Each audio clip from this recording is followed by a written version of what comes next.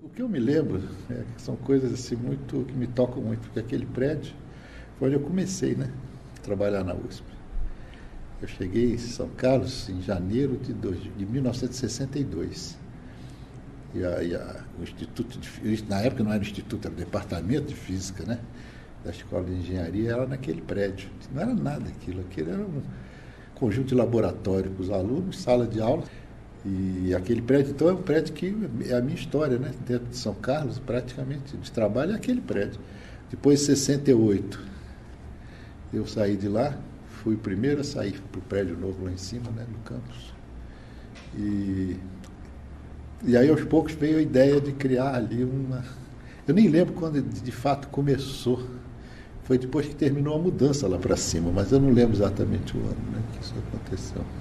Mas logo que o prédio lá em cima ficou pronto para habitar, nós mudamos. Nós mudamos de uma maneira tão precária que eu me lembro que no primeiro dia de trabalho nós ficamos trancados lá. Ninguém sabia que nós tínhamos mudado. Trancaram o prédio lá em cima. Eu, o Laércio, o Almir, tinham várias pessoas. E nós não conseguimos sair do prédio, tivemos que apelar, chamar socorro. Abrir o prédio para a gente. Então, o que aconteceu é o seguinte, aquele prédio era um prédio que era de propriedade de uma organização, né, até de descendente ou italianos, descendente italiano chamado Dante Alighieri. E as pessoas tinham a posse daquele prédio, mas elas tinham um estatuto em que elas não podiam passar para os herdeiros, então era deles, pessoas físicas. E à medida que eles foram envelhecendo, eles começaram a querer vender o prédio, porque eles estavam morrendo, eles não usufruíam do patrimônio, eles usufruíam de uma renda de aluguel, que era pequena, e eles começaram a insistir em aumentar o aluguel e querer vender, e nós sentimos que nós íamos perder aquele prédio. E sabe que a universidade, para decidir comprar alguma coisa nova, não é brincadeira, né? Ainda mais que ela pagava um aluguel relativamente barato e tal. Mas depois nós conseguimos, já com os planos, né, do CDCC e tudo mais, nós conseguimos, na época que eu era diretor do Instituto de Física e Química, aquele prédio era do Instituto, né, convencer o reitor da importância de ter aquele prédio como justamente já um centro, né, para a divulgação da ciência, da cultura e tal. E ele acabou comprando. E aquilo foi a primeira grande vitória. Eu acho que começou a consolidar o CDCC com a compra daquele prédio, porque aí já valia a pena fazer novos investimentos, porque nós tínhamos dúvida até em fazer investimento ali, né? Porque não era nosso, né? Se você vai fazer investimento, vai readaptar, de repente eles vendem e a gente fica sem nada. Então, nós estávamos num impasse ali até conseguir comprar o prédio. A hora que compramos o prédio, aí deslanchou, que aí não é possível começar a pensar em investimento, adaptações e tal. Foi quando realmente eu acho que foi um passo importante para a consolidação do ponto de vista material, né? Do ponto de vista conceitual não, porque aquilo já estava discutido, né? O Chio já participava, se eu não me engano, naquela época da programação, tudo mais. O Chio foi uma pessoa fundamental, né? A alma do CDCC, desde o princípio, né? Um dia eu já era diretor do Instituto. O Milton Ferreira foi a São Paulo, acho que foi ele e me alertou, disse, olha, lá no IAG, ele dá uma luneta muito bonita, muito boa, mas ela está com problema da ótica, ela está desalinhada, ela está enferrujada, mas talvez fosse uma coisa interessante para a gente, com divulgação, não era para pesquisa, para divulgação.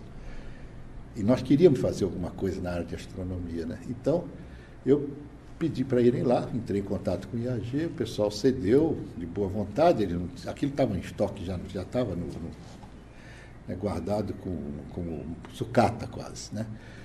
Nós levamos para São Carlos aquela luneta. E aí, bom, vamos colocar essa luneta, porque a luneta é grande, né?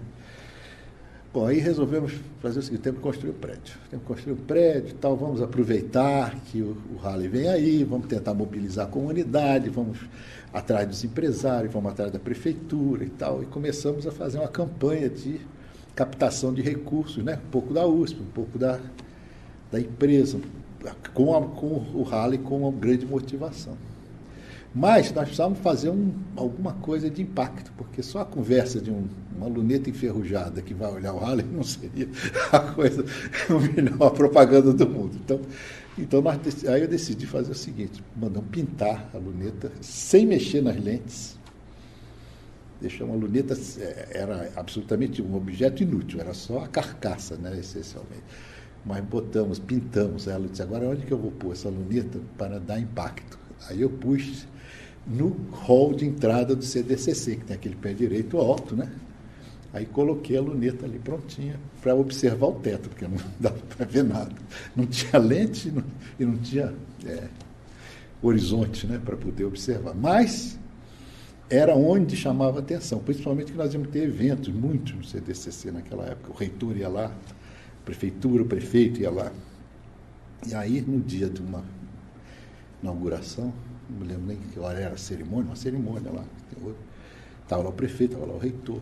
E eu apresentei a todos a luneta, né, da entrada e disse que nós precisávamos montar um prédio para poder, um observatório para poder abrigar aquela luneta que seria da maior importância para a difusão cultural, que seria um atrativo muito grande, que toda criança adora observar os astros, observar a luz, o sol, os planetas e tal, né? E que seria um grande impacto do ponto de vista do interesse científico da cidade. E aí o reitor tomou coragem, né? E disse, bom, naquela época, acho que era cruzeiro, né? Cada cruzeiro que você receber da prefeitura, a reitoria põe um também.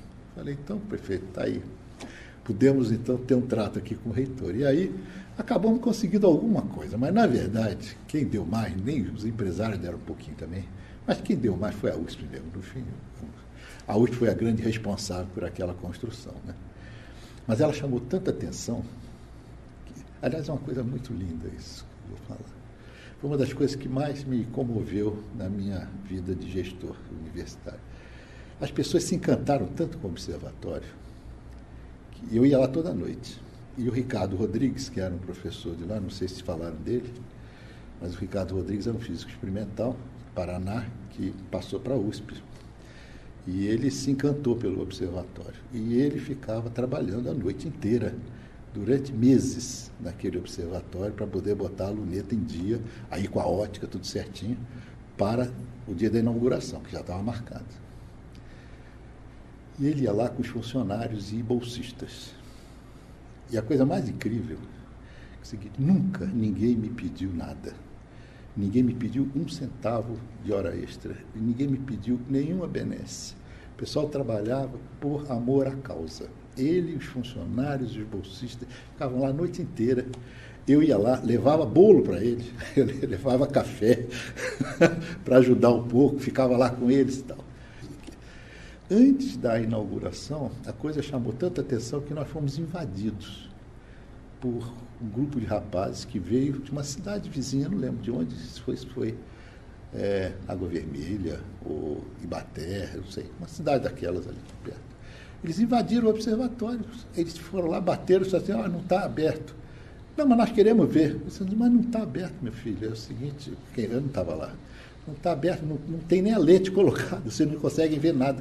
É mentira e tal. Invadiram, foram lá, tiveram a maior decepção do mundo, porque não dava para ver mesmo nada. Não tinha luneta. Mas depois, então, instalaram as lunetas, as lentes e tudo, e eu acho que foi realmente um ganho muito grande para o CDCC, né? E para a cidade. E quem inaugurou, de fato, o observatório foi já na época do Goldenberg, porque o Hélio Guerra foi a pessoa que nos ajudou, de fato, a construir.